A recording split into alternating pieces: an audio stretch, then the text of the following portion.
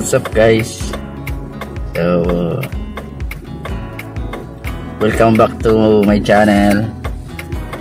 So ngayong araw iba-vlog ko yung daan simula dito sa Milaor, bayan ng Milaor papunta sa Naga. So yung mga medyo matagal nang hindi nakauwi dito sa Milaor going to Naga, bali makita nyo naman yung pagbabago dito sa lugar nyo, kasi grabe na ang pinagbago dito. Ibang iba na, siguro mga 1 year or 2 years ago, iba na siya ngayon. So samahan niyo ako at nang makita nyo kung gaano kaganda na ngayon ang daan simula dito sa bayan ng Milaor papunta sa Naga. Let's go! So nandito tayo ngayon. So ito yung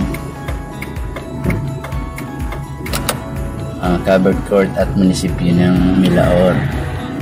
So bali ginaba yung market niya dito. Siguro may lalabas na bago din na establishment. So ayan,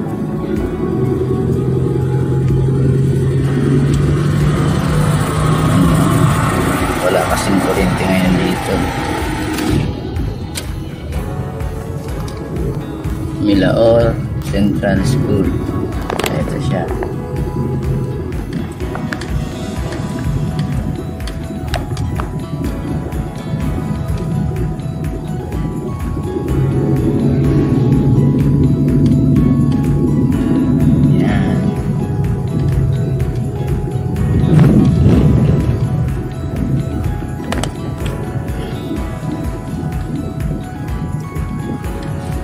Meron kasi akong pinuntahan dyan sa Barangay del Rosario, kaya nandito ako ngayon sa bayan ng Milaor.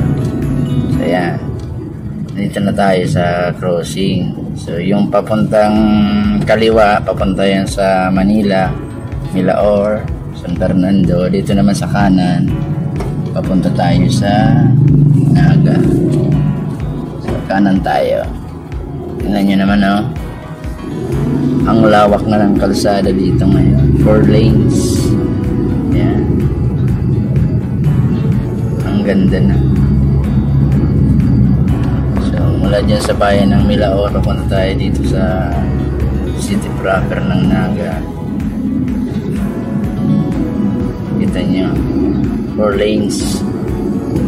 Kaso lang yung mga poste at ibang nasa kalye or sa kalsada nandiyan pa rin. So siguro pag naalis na yan, ang ganda na dito talaga.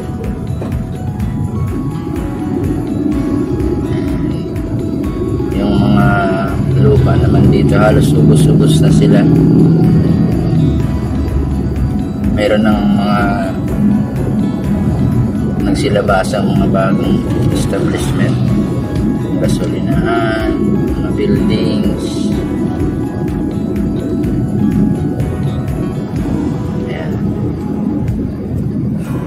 Kaliwat kanan dito ang gasolinahan.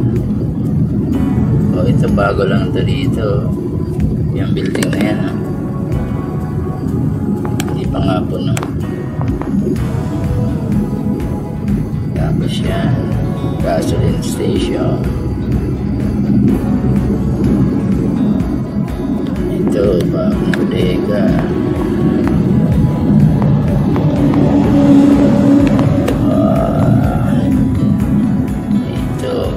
Gasolinahan ulit.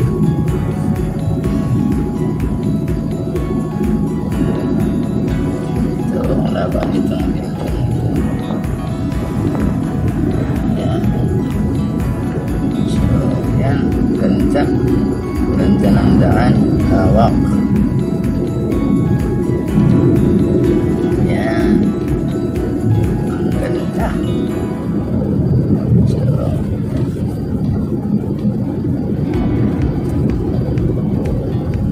Yung sinasabi sa inyong bagong building dito sa parking kaliwa, ayan, bagong bago lang, wala pang occupants,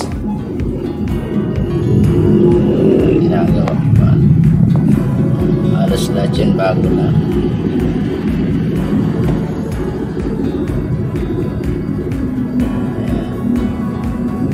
Tapos gasolinan ulit, tabi-tabi.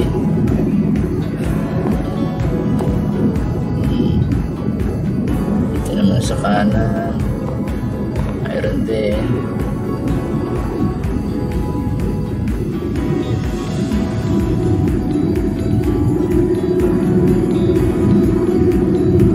Yan, machine shop. Mabulo na tayo, nasa Mabulo na tayo. Kaya pag galing mo dun sa Milaor, ang aabutan mo is yung barangay Mabulo na dito sa Naga. So papasok na tayo sa city proper. Meron tayong dadaan ng tulay dyan. Yun na yun. So dito sa may crossing, yung dyan sa may jeep na yan, dyan, yan. Papunta yan sa bayan ng Gainsa, dyan sa kaliwa. Yung may jeep na yon, papunta yan sa Gainsa, at saka sa Mabulo. So dito naman, papasok na tayo sa diversion road. Ito yung Mabulo Bridge, hindi pa siya napo-four lanes. So, siguro ito na yung susunod na project. Kung kailan, wala pa pang ginagawang improvement. Makita nyo naman yung Bigil River dyan, no? Ang ganda-ganda ng pakarapag dyan. Ginawa na yan. So, dito naman sa crossing, pag kumaliwa ka dyan, papasok na yan sa city proper. So, kakanan tayo or diretso lang kasi papunta tayo sa diversion. So, ayan, diversion. So, ito naman yung diversion road. So, dito sa diversion, ito talaga yung grabe na yung pinagbago. Kasi halos occupied na lahat ng mga iba't ibang negosyo. Yung daan dito, halos wala ka ng pambira na lang yung bakante pa, halos lahat gamit na. So ayan, tingnan nyo na lang kung kabisado nyo pa yung lugar, makikita nyo yung pagbabago. Kung halimbawa 2 or 3 years or 5 years na kayong hindi naka-uwi ng Naga City. So ito yung bagong diversion dito. Ayan, no? Ang ganda-ganda na. 4 lanes na. Tapos left and right na yung establishment ng iba't ibang negosyo. Ito yung Win-Win Mall dito. Nandyan yung Anjena. So ito yung nauna ditong mall, yung ALDP Mall. Ayan, nandyan pa rin naman siya. Nandyan yung Pure Gold. Diyan mo makikita yung Pure Gold at saka yung opisina ng Pag-ibig Naga. Tapos dito sa kaliwa, nandyan yung drive-thru ng McDo. Ayan. So nakadalawang mall na tayo. Dito sa una-una naman, ito nga pala yung Central Bank, Bangko Sentral ng Pilipinas sa kaliwa. So dito naman sa may parting kabila, dito naman yung Robinson Mall sa katapat ng NICC Hospital. So dito sa kanan ko, nandiyan yung Robinson Mall. Ayan. So diretso tayo sa diversion kasi kung kakanan tayo dyan, papunta yun sa Almeida Highway.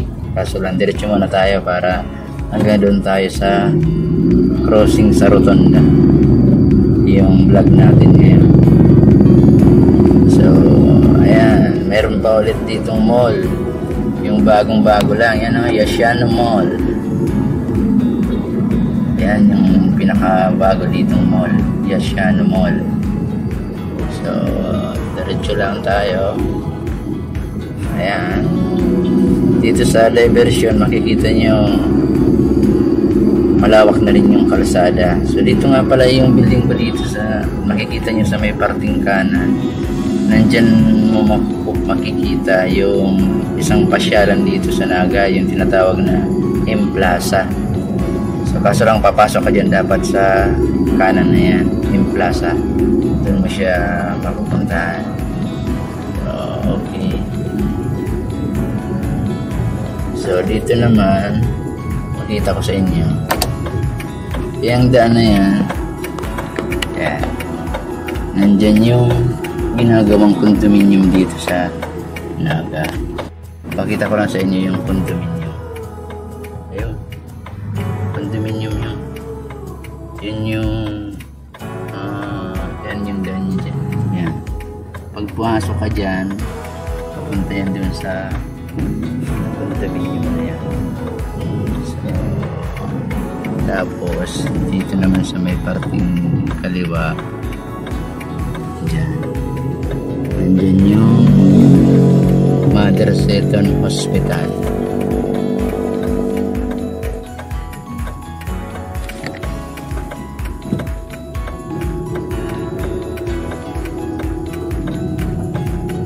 So, ayun yung Mother Seton Hospital.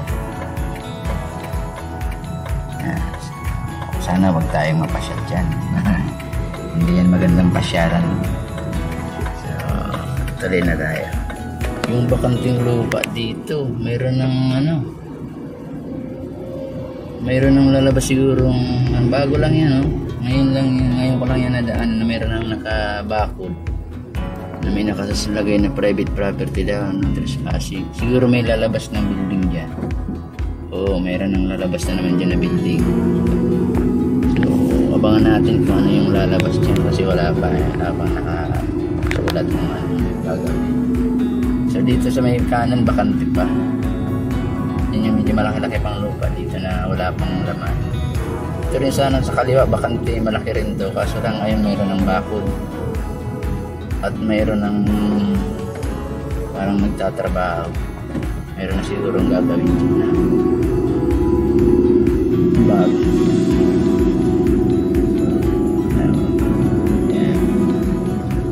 Malabas na tayo sa malapit na tayo sa rotonda ng Naga City. Sa rotonda naman, so, ibig sabihin rotonda, cross section nya sa parting pag pumasok ka or pumunta ka sa kanan, which is doon tayo papunta na yun sa Legazpi, Pili. Unang dadaanan is yung Naga pa rin, Concepcion, Pequeña. So sa ngayon nandito tayo sa Concepcion, Pequeña. So ayan na yung crossing rotonda. Tapos sa rotonda naman pag kumaliwa ka dyan, papasok yan sa Panganiban Drive, which is papunta ka nyan sa city proper. So yan, makikita natin ang ganda ng Immaculate Conception, yung kulay blue niya, Immaculate Conception niya. So itour ko lang muna, tapos natin yung map dito. So yan yung Immaculate Conception, ang ganda. Diba? So ito naman yung Pilgrim City of Naga, which is yung rotonda. Pag pumunta ka dun sa diretso or sa forward lang, papunta yun sa Magsaysay. So pag pumunta ka naman dito, papunta na yun sa Panganiban Drive, papunta na sa city proper ng Naga City. So ito yung rotonda ng Naga. Ang ganda niyan, di ba? Pilgrim City of Naga, yan yung nakasulat niya. Pakita ko lang yun.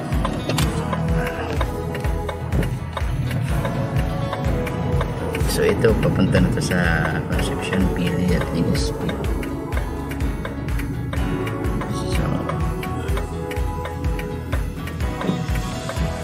So Hanggang dito na lang muna yung vlog natin. Sana makonect-connect natin yung mga daan dito sa Naga City. Kasi nadaanan ko na rin ito eh. So hanggang sa susunod na muli. Salamat sa inyong panonood. Kung hindi pa kayo nakapag-subscribe, subscribe nyo na para updated kayo sa aking channel. And kung may bago tayo i-feature dito kalsada sa Naga City, updated kayo. So hanggang dyan na lang muna. Salamat guys. Peace out.